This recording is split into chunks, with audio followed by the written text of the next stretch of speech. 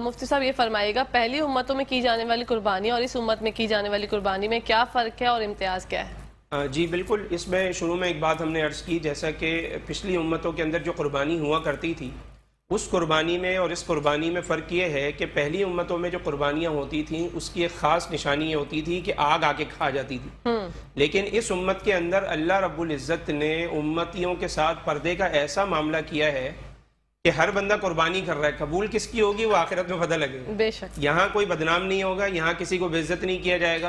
पहले दौर में ये होता था कि यार तुम्हारा शायद हराम का माल होगा तभी तो अल्लाह ताला ने तुम्हारी कुर्बानी कबूल नहीं की, अपनी इस्लाह करो, अपने माल की तरफ देखो, कहीं हराम तो नहीं कमाते, मेरी कुर्बानी कबूल हो गई। जिसकी कुर्बानी कबूल हुई वो शुक्रिया अदा कर रहा है, जिसकी कुर्बानी कबूल नहीं हुई वो पूरा साल शर्मिंदा घूम रहा है। इसीलिए कि वो उसके ऊपर शक होने लग जाता था कि यार इसकी कुर्बानी क्यों नहीं कबूल हुई।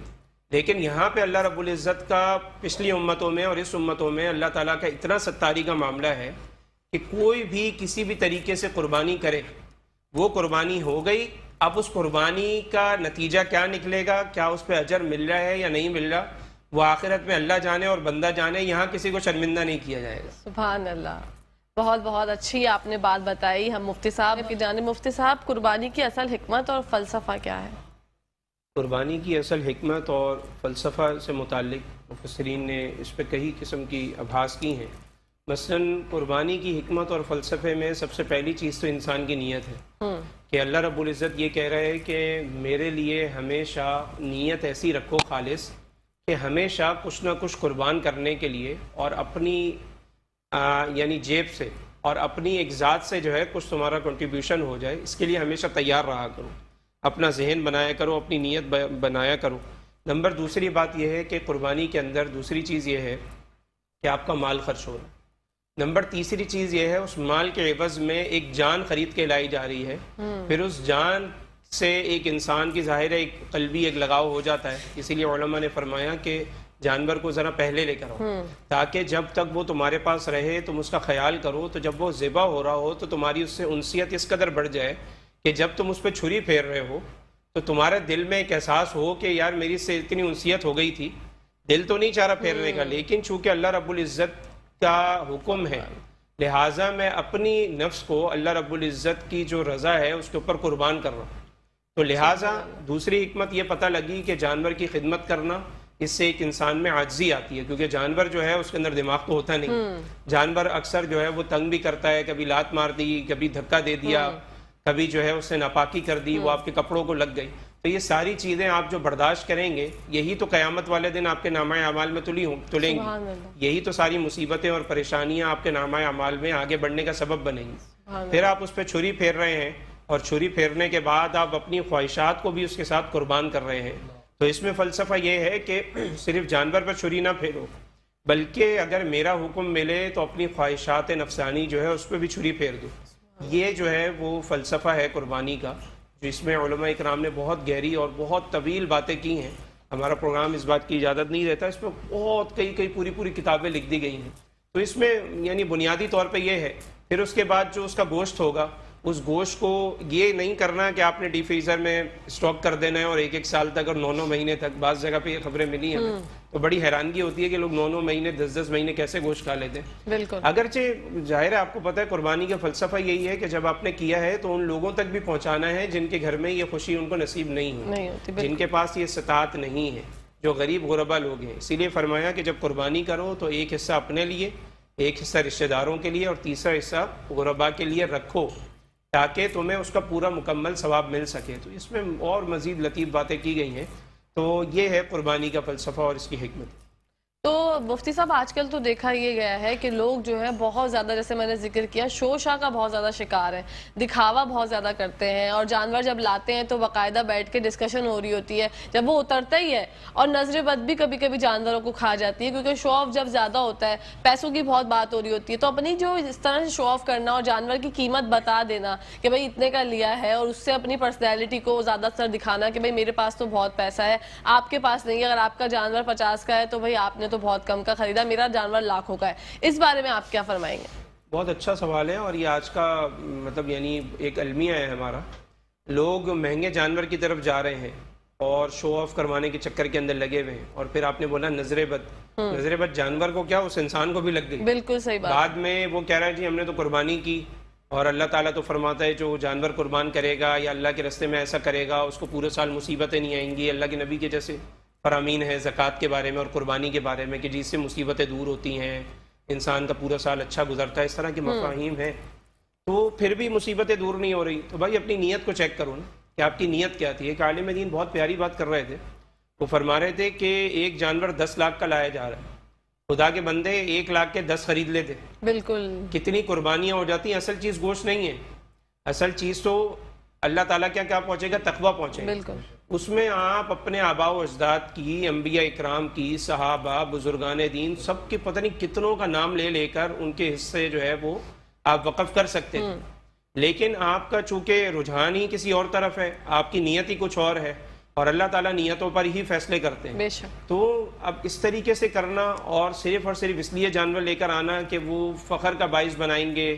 اور پھر اس میں ایک اور بڑی اہم بات جو علماء اکرام کہتے ہیں, یعنی جس طریقے سے حدیث شریف میں آیا کہ جہاں پر گھنٹی کی آواز ہوتی ہے تو شیطان اس کے ساتھ ہوتا ہے. یعنی گھنٹی کی آواز میں جو میوزک ہے اس کے اندر شیطان ہے. آج جب ہم قربانی کا جانور لے کر آ رہے ہیں تو اس کو جان بوجھ کر جو ہے وہ گھنگرو پہنائے جا رہے ہیں اور اس کو چھن چھن کرتے ہوئے جو ہے اس گھنٹی کی آوازیں اور گلے میں گھنٹیاں لگی ہوئی ہیں اور اس کو بھگایا جا رہا ہے تاکہ پورے محلے والے دیکھیں کہ قربانی کا جانور جا رہا ہے. حالانکہ یہ کوئی نوٹ نہیں کر رہا کہ اس کے ساتھ جو گھنٹیاں لگا دی گئی ہیں اس کے ساتھ تو شیطان چل رہا ہے. بالکل. تو قربانی کے جانور سے گھنٹیوں کا اور گھنگروں کا تعلق کہاں سے آ گیا یہ تو آج تک سمجھ نہیں آئی.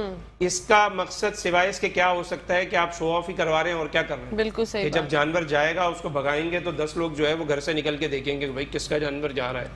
تو یہ ایک فخر کے لیے کیا کیا طریقے اور حربے ہم نے آزمائے ہوئے ہیں, اور ہم نے اتنے پاکیزہ جانور کو جو اللہ رب العزت کی خالصتاً رضا کے لیے لایا گیا اس کے ساتھ گھنٹیوں کو جوڑ کر, ان کے ساتھ مختلف قسم کے جو میوزیکل انسٹرومنٹ ہیں ان کو جوڑ کر ہم نے اس کو کچھ اور ہی رنگ دینے کی کوشش کی. تو بالکل یہ چیزیں اب سمجھ سے بالکل بالا تر ہوتی جا رہی ہیں کہ معاشرہ کس طرف جا رہا ہے. بالکل سمجھنے کی ضرورت ہے, غور و فکر کرنے کی ضرورت ہے. جیسے کہ میں نے بات کی شو آف کے حوالے سے, مفتی صاحب بہت دفعہ یہ بھی دیکھا گیا ہے اور میں آپ سے جاننا چاہوں گی کہ جن لوگوں پر قرض ہوتا ہے, قرضہ ہوتا ہے, کیا وہ قربانی کر سکتے ہیں؟ جی بہت اچھا سوال ہے یہ. اصل میں قرضے سے متعلق یہ بات ہے کہ مثلاً اگر کسی کے پاس قرضہ 3 لاکھ ہے اور اس کی سیونگ 21 لاکھ ہے, تو 21 لاکھ اگر اس کی سیونگ ہے اور اس نے وقت مقررہ پر ایک بندے کو دینے ہیں, اس کو پتہ ہے کہ یار ٹینشن نہیں ہے میں دے دوں گا, تو ایسا شخص تو وہ 3 لاکھ نکال کے صاحب استطاعت تو بنا. بالکل. لیکن ایک بندے کے پاس ہے ہی 1 لاکھ اور اس کو 1 لاکھ ہی دینے ہیں اور وقت بھی قریب آ رہا ہے دینے کا, اور اس کو پتہ ہے کہ میرے پاس کہیں اور سے آنے والے بھی نہیں ہیں, تو پھر ایسے شخص پر قربانی کر کے کیا کرے گا؟ پہلے قرضہ ادا کرے, جلد از جلد اپنے سر سے اس کا ایک بوجھ ہے اس کو اتارے. تو اصل میں پرسنٹیج دیکھی جائے گی. ٹھیک ہے کہ اگر ایک بندے کی 1 لاکھ قرضہ ہے, اس کے پاس 4 لاکھ ہے لیٹ سپوز, تو وہ جو خرچ کرنے کے بعد اس کا ماہانہ خرچے کے بعد کیا اس کے پاس اتنا بچ رہا ہے منتھلی اس کے سارے خرچے نکالنے کے بعد؟ اگر بچ رہا ہے تو 1 لاکھ تو الگ سے رکھے ہوئے ہیں دینے کے لیے, اس کے علاوہ میں دیکھا جائے گا کہ اب کیا ہے پرسنٹیج. یہ ہم نے اس میں بھی دیکھا بہت سارے لوگوں کو کہ اگر ان کے پاس سیونگ 5 لاکھ ہے, 6 لاکھ ہے, بھائی قربانی کیوں نہیں کر رہے؟ یار قرضہ ہے. قرضہ کتنا ہے؟ 80,000. بھائی 80,000 خرچہ ہے, تمہارا قرضہ ہے, 5 لاکھ تمہارے پاس سیونگ ہے, تو 80,000 تمہارا کیا بگاڑے گا اس قربانی سے؟ بالکل. تو بتانے کا مطلب یہ ہے کہ کچھ چیزوں کو تھوڑا سا مینیج کرنے کی ضرورت ہے اور سمجھنے کی ضرورت ہے. پلس یہ کہ بہت ساری چیزوں میں ہم شادی بیاہ اور دیگر تقریبات میں ہم دیکھتے ہیں کہ ہم بڑھ چڑھ کے جو ہے نا ضرورت سے زیادہ خرچ کر رہے ہوتے ہیں, لیکن جہاں پر ایسی چیزیں آ جاتی ہیں وہاں پر ہم شریعت کی اتنی ڈیپ پتہ کرنے کی کوشش کرتے ہیں کہ اب کسی طرح ہماری جان چھوڑیے. یعنی لوگ قربانی دینے کے لیے اور اس لیے مسئلہ نہیں پوچھ رہے ہوتے کہ یار ہمیں کوئی گنجائش نکلتی ہے کہ ہم قربانی کر لیں, لوگ اس لیے مسئلہ پوچھ رہے ہوتے ہیں کہ یار کوئی گنجائش نکلتی ہے کہ ہم نہ کریں. یہ بالکل صحیح معاملہ جو ہے ہمارے معاشرے میں ایک رائج ہو گیا ہے, جو کہ بہت غلط بات ہے, اتنی غلط بات ہے جس کی کوئی انتہا نہیں. پلس اس میں ایک چیز آ گئی کہ مختلف قسم کی ہمارے یہاں کچھ NGOs ہیں جو بالکل جن کا نہ دین ہے نہ مذہب ہے, جو کہتے ہیں کہ صرف انسانیت مذہب ہے, اسی کو مانو. یہ حضرات جو ہے قربانی کے دنوں میں خاص طور پہ یہ میسج فارورڈ کیا جاتا ہے کہ بھائی تم 10 لاکھ کا جانور خرید رہے ہو, اس سے تو کسی غریب بچی کی جو ہے نا شادی بھی ہو سکتی تھی, فلانے کو جہیز بھی مل سکتا تھا, یوں کیوں کیا وہ کیوں کیا. تو ایسے پروپیگنڈے سے بھی اس موسم میں بچنا چاہیے, کیونکہ چیریٹی کرنے کے لیے پورا سال پڑا ہے، زکوٰۃ دینے کے لیے رمضان پڑا ہے، یعنی آلموسٹ جو لوگ زکوٰۃ ادا کرتے ہیں ان دنوں میں آپ صلی اللہ علیہ وسلم نے فرمایا قربانی کے دن اللہ رب العزت کو خون بہانے سے زیادہ کوئی بھی عمل محبوب نہیں. ان 3 دن صرف اور صرف زیادہ سے زیادہ خون بہایا جائے جانوروں کا. اس کے اندر یہ پروپیگنڈا کہ یار اس کو نہیں دیا اس کو نہیں دیا، بھائی جس کے گھر مسئلہ ہے اس کو جا کے اگر کسی بچی کی شادی ہے، آپ نے بڑا جانور کاٹا ہے، آپ اس کو 1 من گوشت دے کر آ جاؤ، 6 دن بعد اگر اس کی شادی ہے تو وہی گوشت پکا کے مہمانوں کو کھلا دے. صحیح بات ہے. یعنی چیزوں کو مینج کرنے کی کوشش نہیں کی جا رہی، بلکہ شریعت کو بگاڑ کے ڈائیورٹ کرنے کی کوشش کی جا رہی ہے. یہ کیوں کر رہے ہو، وہ کیوں نہیں کر رہے. اگر ہم مینج کرنا چاہیں تو اسی گوشت کو مینج کر سکتے ہیں. شادی میں مہمانوں کو کیا کھلائیں گے، کچھ تو کھلائیں گے نا، تو یہ گوشت دے دے غریب کو اٹھا کے. بالکل صحیح بات ہے. بہت اچھی گفتگو جاری ہے. مفتی صاحب سے بریک پر جانے کا ٹائم آ گیا ہے. جب بریک سے واپس آئیں گے تو مزید ان